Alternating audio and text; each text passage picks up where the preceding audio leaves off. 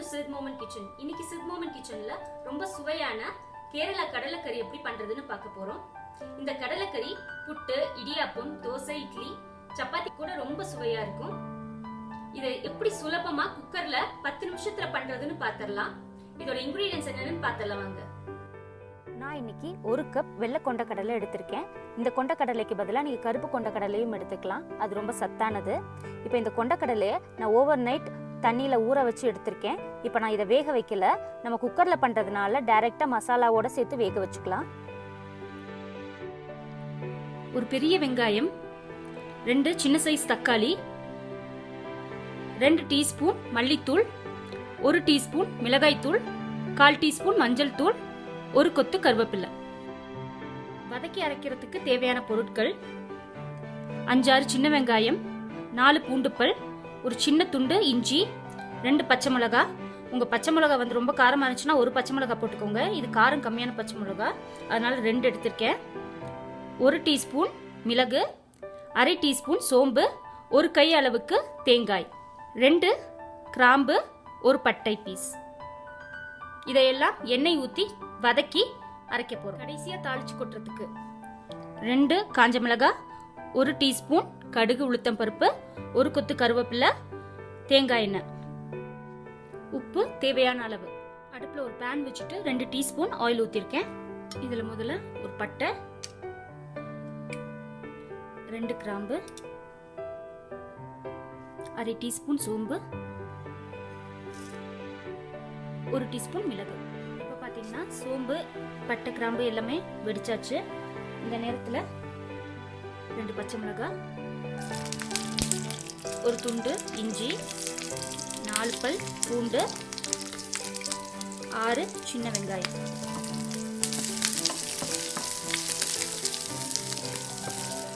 வெங்காயம் பூண்டெல்லாம் ஓரளவுக்கு வதங்கியாச்சு. இப்போ 1 கை அளவுக்கு வச்சிருந்த தேங்காய் பூவை சேர்த்துக்கலாம்.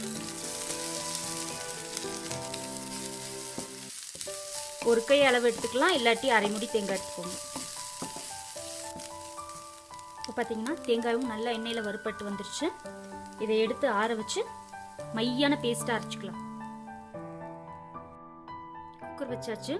இதில் 1 டேபிள் ஸ்பூன் அளவுக்கு ஆயில் ஊற்றிக்கலாம். எண்ணெய் ஓரளவு சூடாயிருக்கு.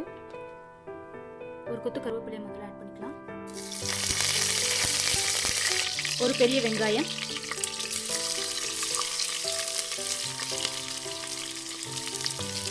கூடவே வெங்காயம் வதங்கிறதுக்கான உப்பு சேர்த்துக்கலாம். வெங்காயம் நல்லா வதங்கி கண்ணாடி பதத்துக்கு வரணும். இப்போ வெங்காயம் பார்த்தீங்கன்னா நல்லா வதங்கி நல்லா கண்ணாடி பதத்துக்கு வந்தாச்சு. இப்போ நம்ம வச்சிருந்த 2 சின்ன சைஸ் தக்காளியை சேர்த்துக்கலாம். தக்காளி நல்லா மசிஞ்சு வெங்காயத்தோட சேர்ந்து வரணும். இப்போ பார்த்தீங்கன்னா வெங்காயம் தக்காளி நல்லா மசிஞ்சு வெந்தாச்சு. இப்போ நம்ம வச்சிருந்த 2 டீஸ்பூன் மல்லித்தூளை சேர்த்துக்கலாம். 1 டீஸ்பூன் மிளகாய்த்தூள்,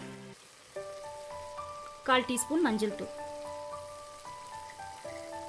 இதை எண்ணெயோடு சேர்த்து நல்லா வதக்கிக்கலாம். இப்போ நல்லா வதங்கியாச்சு.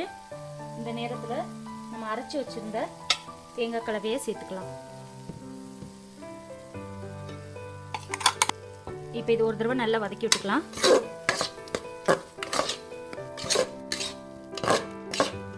இப்போ இது கூட கடலையை சேர்த்துக்கலாம்.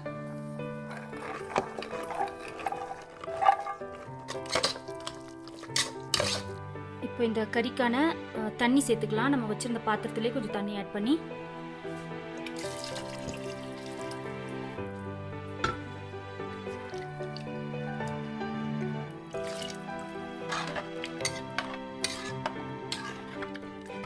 உப்பு கொஞ்சம் ஆட் பண்ணிக்கலாம்.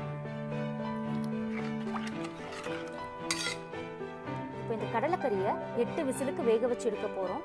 அப்போ தான் நல்லா உள்ளே இருக்க கொண்டக்கடலை நல்லா வேகும்.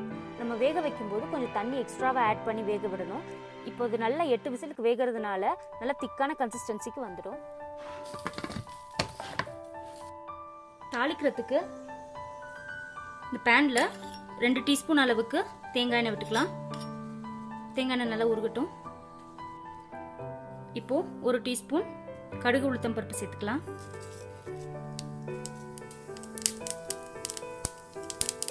2 காஞ்ச மிளகாய், ஒரு கொத்து கருவேப்பிலை. ஓப்பன் பண்ணிடலாம்.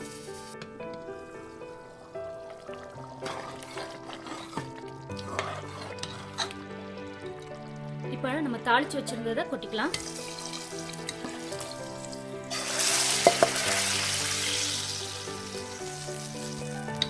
நல்லா மிக்ஸ் பண்ணி விட்டுருங்க. ரொம்ப சுவையான கடலைக்கறி ரெடி ஆயாச்சு.